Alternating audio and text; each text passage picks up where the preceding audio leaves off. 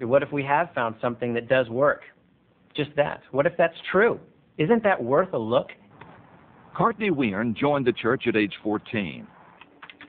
Today, he's a scriptwriter in Los Angeles.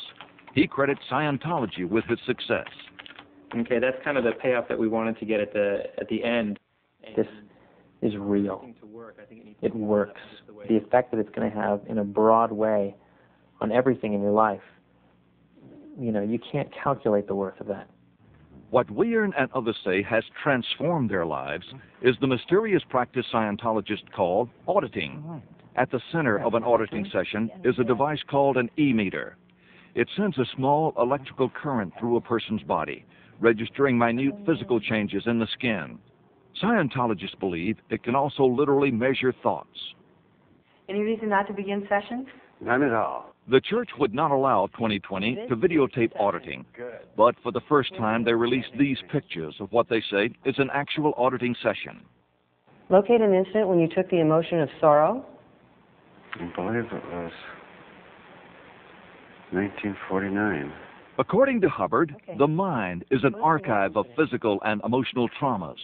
During auditing, a person is asked to re-experience these painful events, sometimes from previous lives, hundreds or even thousands of years ago. Is there an earlier incident when you took the emotion of sorrow? 1814.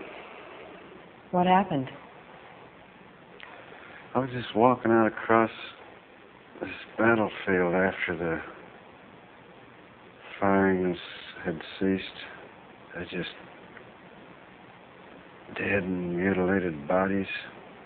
Once relived, Scientologists believe the painful memory is erased and replaced by understanding and a blissful feeling of relief. Thank you very much. Your needle is floating. Thank you. I know the way I feel when I come out of a session.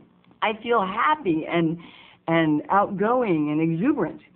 That's how it makes me feel, because I've solved something. Auditing is arranged in a progression of levels that Hubbard called the bridge to total freedom. The first significant goal on the bridge, Hubbard told his followers, is the state of clear. Hi, everybody. Once this goal is reached, Scientologists declare themselves problem-free. That I've never, ever felt so wonderful. I've never been so aware, and that nothing is going to hold me back.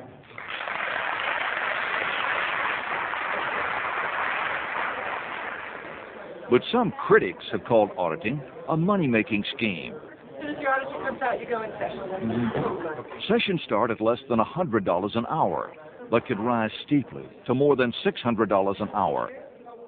To reach the state of clear can cost tens of thousands. If it wasn't worth it to me, I wouldn't be paying for it. If it was 10 times the amount that I had to pay for it, I'd find the money to do it. And if it was 100 times more, then I'd pay that too. In fact, the most dedicated Scientologist will spend tens of thousands more to follow Hubbard's bridge to its mysterious upper levels. This is where Hubbard reveals his final secret.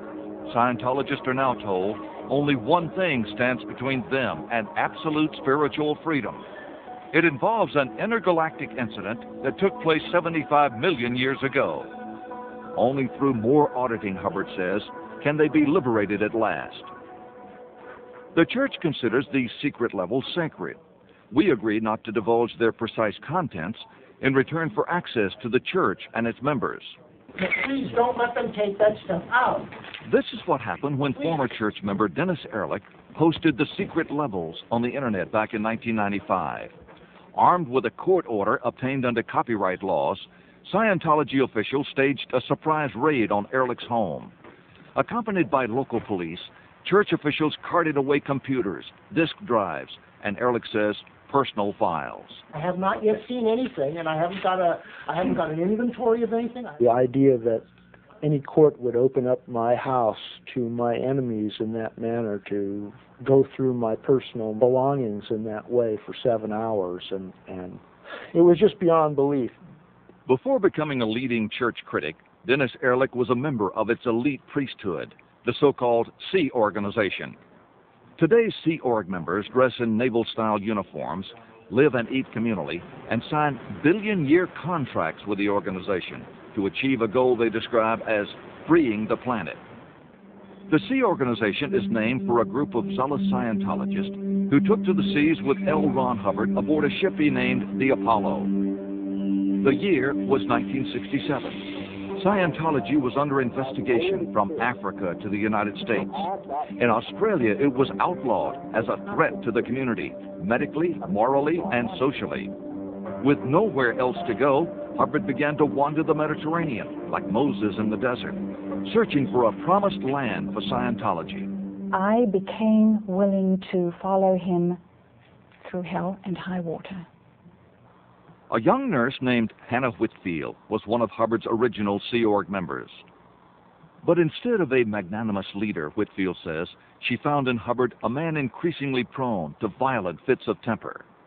He would whine and cry out and express outrage at this or that or the other. And that would go on for days. According to Whitfield and others, Hubbard ordered rule breakers confined to the ship's chain locker for days at a time, including once a 4-year-old boy.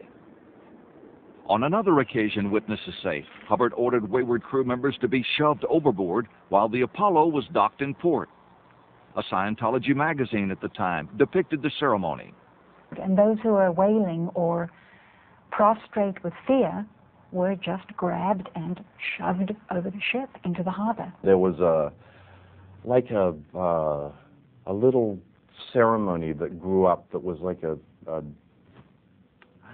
joke, like a fun thing. Okay, I commit my sins to the deep and I arise a better man. People would jump off the side. Mike Render, now a senior church official, joined the Sea Organization when he was just a teenager. He remembers life aboard the Apollo very differently. Did you ever see him punish anyone, for example, by putting them in solitary confinement in the chain locker? No, never. So how do you now prove that never took place? All I can do is tell you, no, it didn't happen. You were caught in a huge contradiction then. A man you admired, a man you had serious doubts about. It was a very unique trap. As the door was closing behind me, I didn't know it was a trap. A small percentage of people left. The rest of us stayed. And wait until you see what Hannah Whitfield says happened next. Tom Jarrell will be back with more in a moment. The so-called rehabilitation camps, where the Church of Scientology sends those who stray. I was locked in this room in the dark for however long it was. Accusations of being held captive, mistreated, interrogated for disloyalty to the Church. When 2020 Sunday continues.